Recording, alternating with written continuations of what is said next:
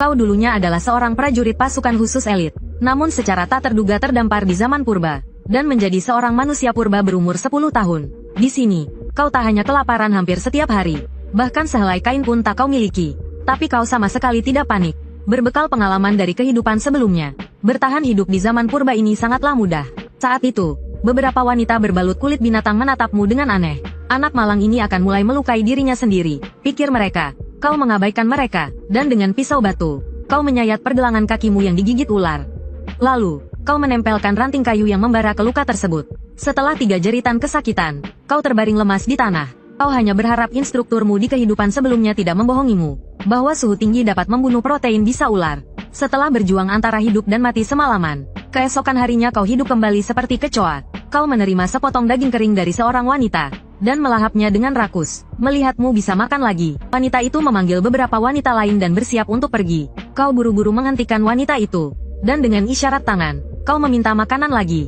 Tentu saja, wanita itu menolak. Lagi pula, di suku kecil, berpenduduk hanya 50 orang ini, makanan yang tersedia setiap hari terbatas. Terlebih lagi, sekarang adalah musim menyimpan makanan untuk musim dingin. Jadi makanan akan diprioritaskan untuk para pekerja dewasa yang kuat. Jika makanan benar-benar tidak cukup, yang pertama dikorbankan adalah orang-orang cacat sepertimu.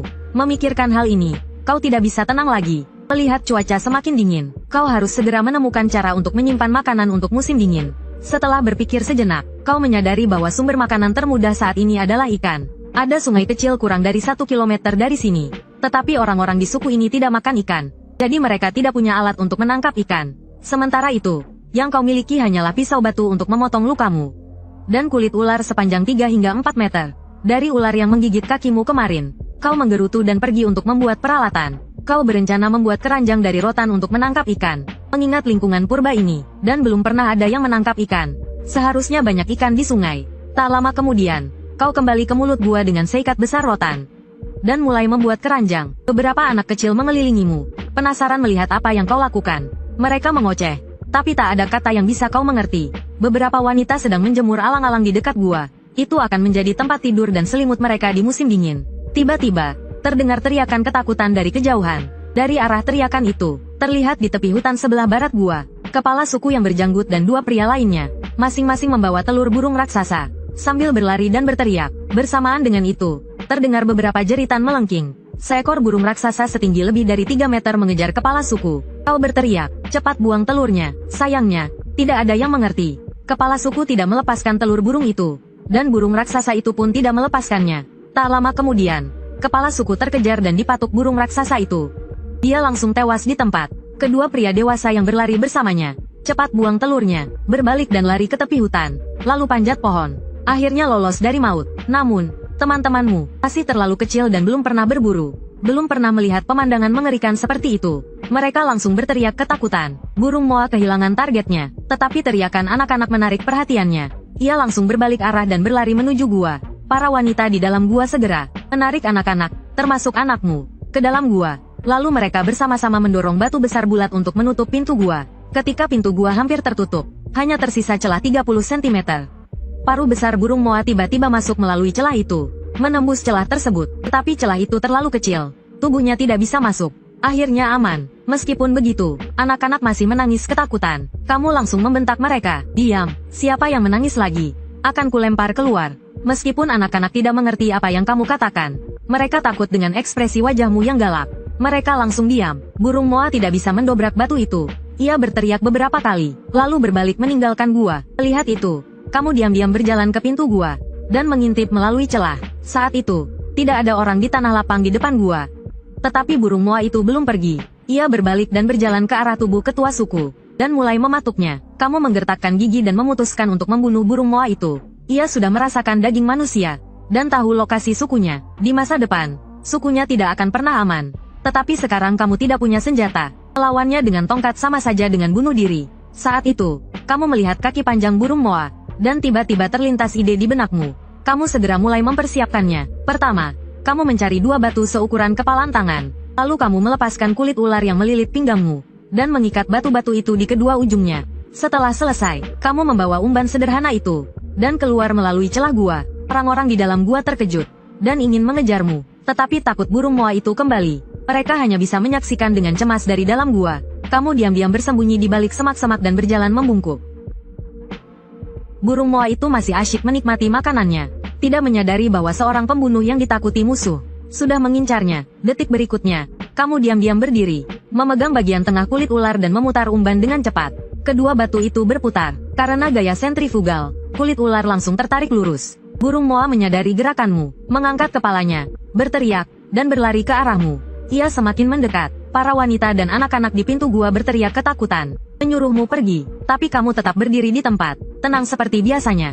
Ketika burung moa berjarak 30 meter darimu, kamu melemparkan umban ke arahnya. Umban yang dilempar berputar di udara, dan segera melilit kaki panjang burung moa, yang sudah berlari 10 meter mendekatimu. Burung moa itu langsung kehilangan keseimbangan dan jatuh. Kedua sayap kecilnya mengepak-ngepak, tapi ia tak bisa berdiri. Para wanita dan anak-anak di mulut gua tercengang. Mulut mereka menganga, tak percaya dengan apa yang baru saja terjadi. Kamu segera memanggil dua anak untuk menahan leher burung moa. Sementara itu, kamu mengambil batu besar dan memukulkannya dengan keras. Darah muncrat dari kepala burung moa.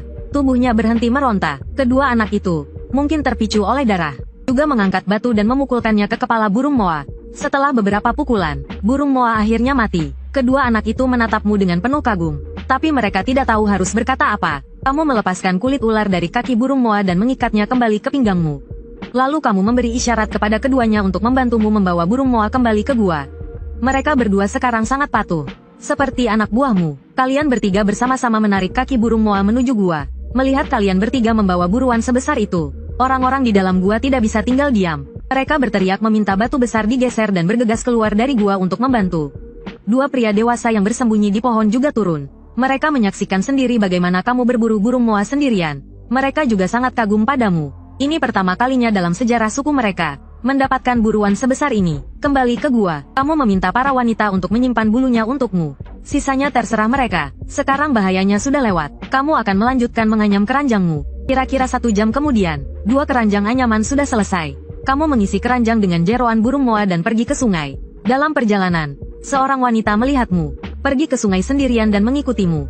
Di dalam hatinya, ia menganggapmu hebat. Jadi ia harus mengawasimu. Dan kedua anak laki-laki yang baru saja mengakuimu sebagai pemimpin melihatmu membuat benda aneh lagi dan akan pergi. Mereka segera mengejarmu. Kalian berempat segera sampai di sungai. Kamu berdiri di tepi sungai dan mengamati dengan seksama. Namun, semakin kamu melihat, semakin kamu terkejut.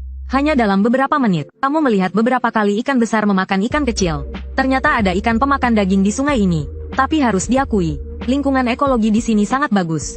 Air sungai sangat jernih hingga dasar sungai terlihat. Banyak ikan di dalamnya. Setelah memilih tempat, kamu memasukkan beberapa jeroan burung moa ke dalam keranjang. Lalu kamu memegang erat tali rumput pada keranjang dan memasukkannya ke dalam sungai.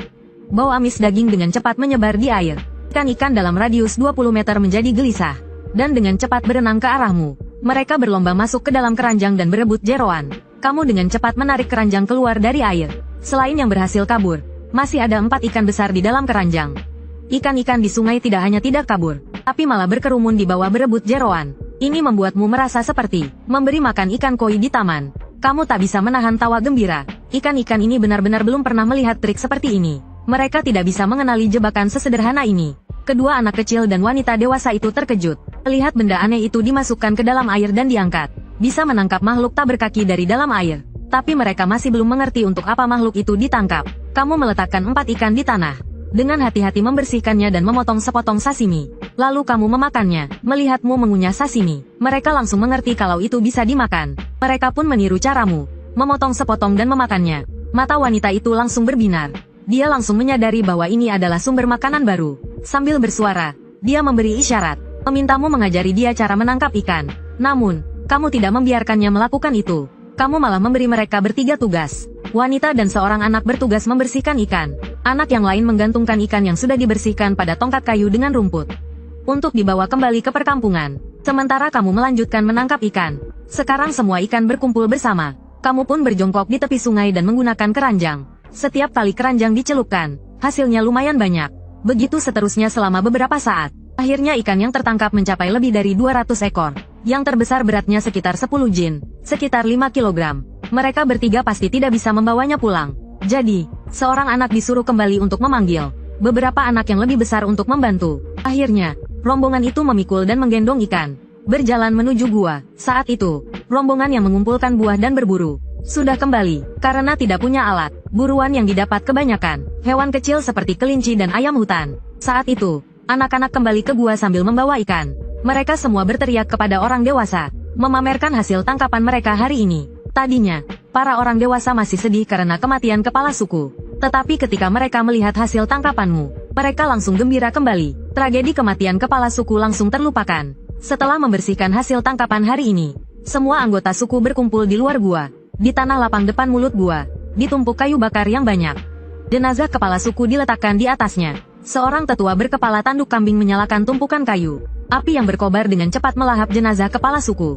Cahaya api menyinari wajah setiap orang. Anak-anak menelan ludah mencium aroma daging panggang. Mereka sama sekali tidak merasa sedih. Orang dewasa juga berwajah tenang karena memiliki sumber makanan baru. Dan kamu memanfaatkan kesempatan ini untuk mengamati suku ini. Suku ini saat ini berjumlah 52 orang. Pria dewasa ada 8 orang, wanita dewasa 15 orang. Sisanya adalah anak-anak dari berbagai usia. Orang yang baru saja menyalakan api adalah tetua suku. Karena dialah yang paling tua, dia dianggap paling pintar di suku ini. Tapi sekarang mungkin dia menjadi yang kedua. Karena kamu sedang menggantikan posisinya di hati mereka. Ada juga seorang pria dengan 6 jari di tangannya. Senjata favoritnya adalah tongkat kayu. Mungkin karena perkawinan sedarah, dia terlihat agak kurang cerdas. Di sebelah si 6 jari ada seorang pria dengan kalung bulu cerah di lehernya. Orang ini terlihat cukup cerdik. Sama seperti 6 jari, dia juga suka memakai tongkat kayu. Di belakang bulu-bulu itu, batu memakai kalung tulang. Senjata yang biasa dia gunakan ada di belakangnya. Agak jauh dari mereka berdua, ada seorang remaja berusia 15 tahun. Orang ini hanya memiliki telinga kanan, dan ada 4 bekas luka di pipi kirinya. Senjatanya adalah sebuah tongkat yang terbuat dari tulang paha yang dihaluskan. Di sebelah telinga satu ada taring binatang yang berumur 17 tahun. Ayahnya adalah kepala suku dari generasi sebelumnya, dan senjata yang dia pegang ada 2, taring harimau sabretooth sepanjang 1 kaki, dan juga ada si kuat, yang tertinggi di seluruh suku, bertubuh kekar dan kuat. Senjatanya sederhana dan kasar, hanya sebuah tulang paha. Yang terakhir adalah benjol, yang berjalan dengan tongkat kayu. Sekarang dia selalu mengikuti tim pengumpul, bertanggung jawab untuk membuka jalan dan berjaga-jaga, dan dia suka menghaluskan alat-alat batu. Konon impian terbesarnya selama hidupnya adalah untuk membuat mangkuk batu. Singkatnya, di antara semua orang, telinga satu, taring binatang, dan si kuat dianggap sebagai prajurit terkuat di suku. Setelah selesai membakar kepala suku, hari sudah gelap gulita. Dipimpin oleh tetua, semua orang pergi ke dalam gua untuk membagi makanan. Karena semua orang belum pernah makan ikan. Hari ini, sebagai pengecualian, kamu yang akan membaginya. Kamu mengambil seekor ikan yang sudah dipanggang sebelumnya, dan menunjukkan kepada mereka cara memakannya. Cara memisahkan durinya. Semua orang meniru dan menikmati makan dengan lahap. Mungkin karena ini pertama kalinya mereka kenyang. Semua orang semakin senang makan dan bahkan mulai menari sambil makan. Pemandangan di depanmu tiba-tiba memberimu rasa seperti di rumah. Kamu diam-diam bersumpah dalam hati untuk memimpin suku menuju kehidupan yang lebih baik. Setelah semua orang selesai makan, tetua bertanduk kambing mengambil arang yang terbakar dan mencatat adegan kamu menangkap ikan di tepi sungai di dinding batu.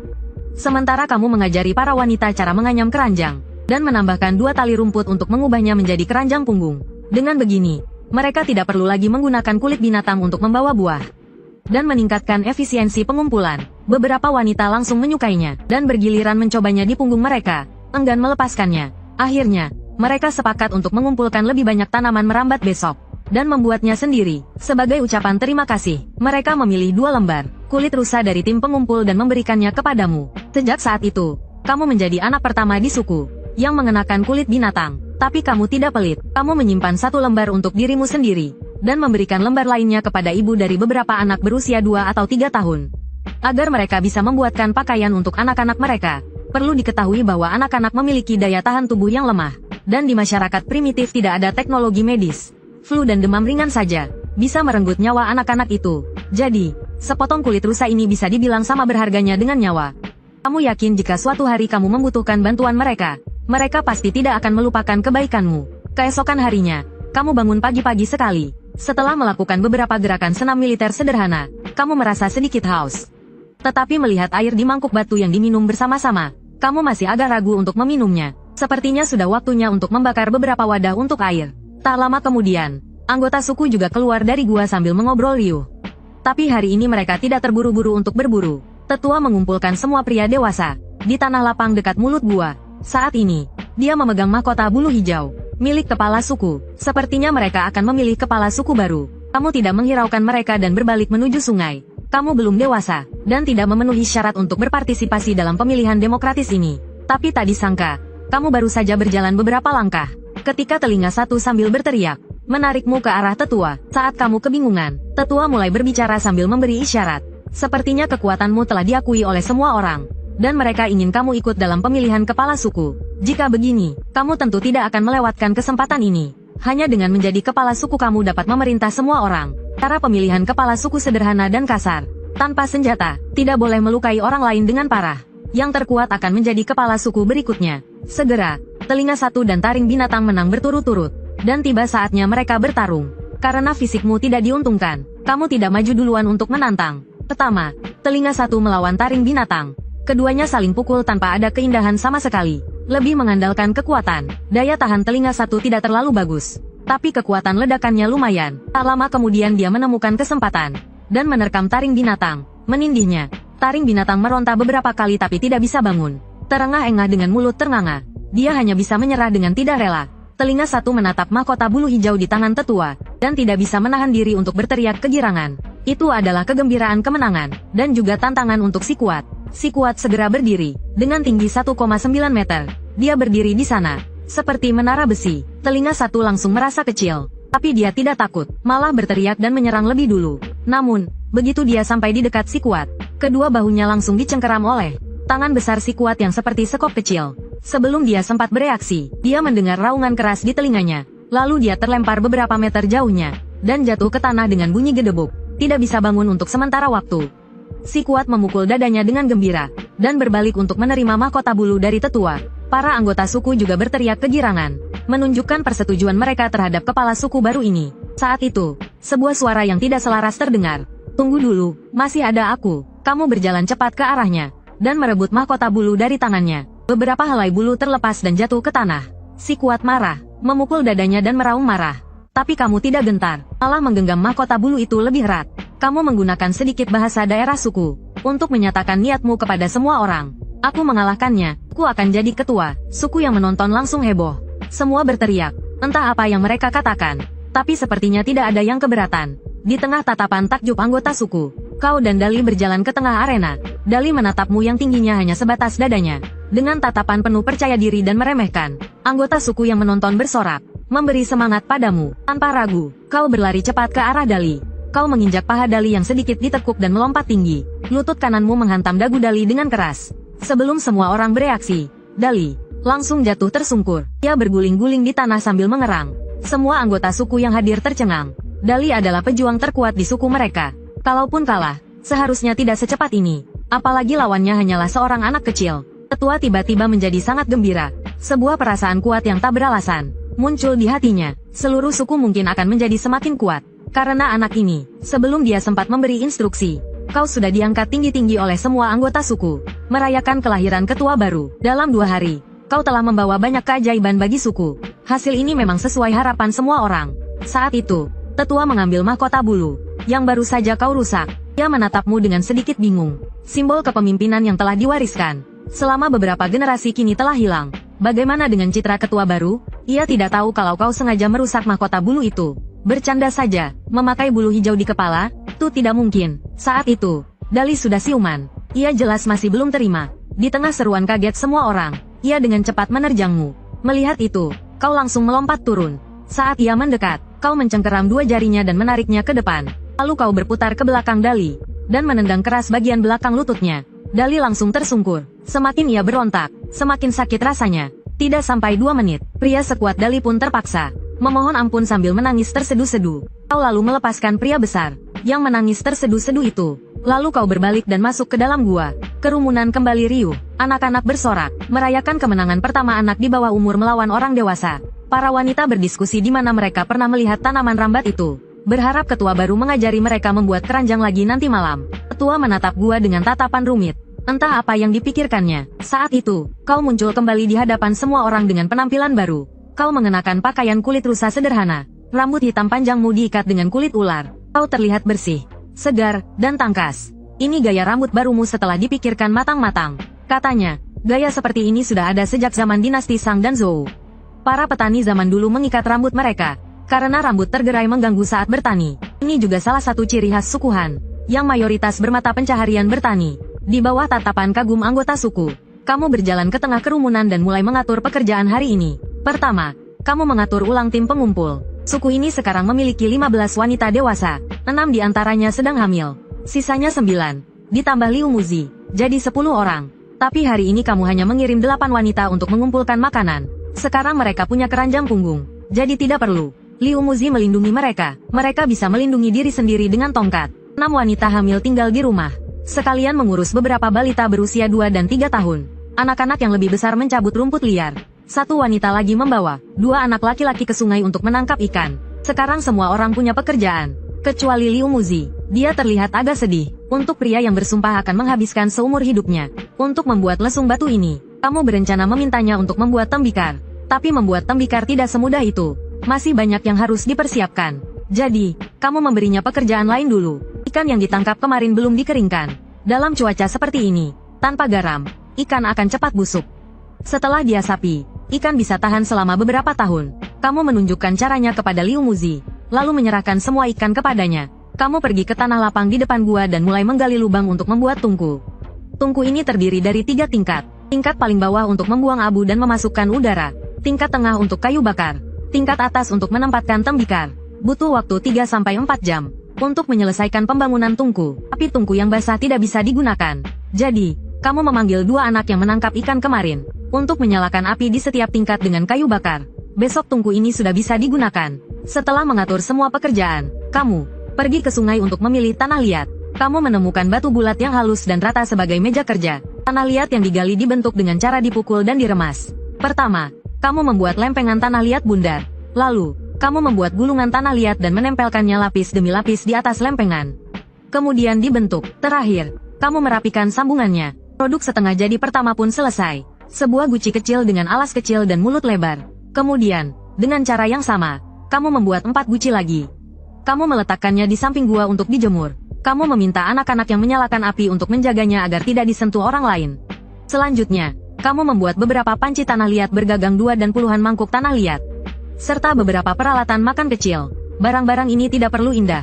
Yang penting berguna. Saat ini, kamu masih belum yakin berapa banyak yang akan berhasil dibakar. Ketika sore hari hampir tiba, kamu memasukkan semua produk setengah jadi ke dalam tungku. 2 anak dan Liu Muzi berdiri di samping, memperhatikan dengan seksama. Kepala suku baru ini membuat banyak pot tanah liat dalam sehari. Entah bisa dipakai atau tidak.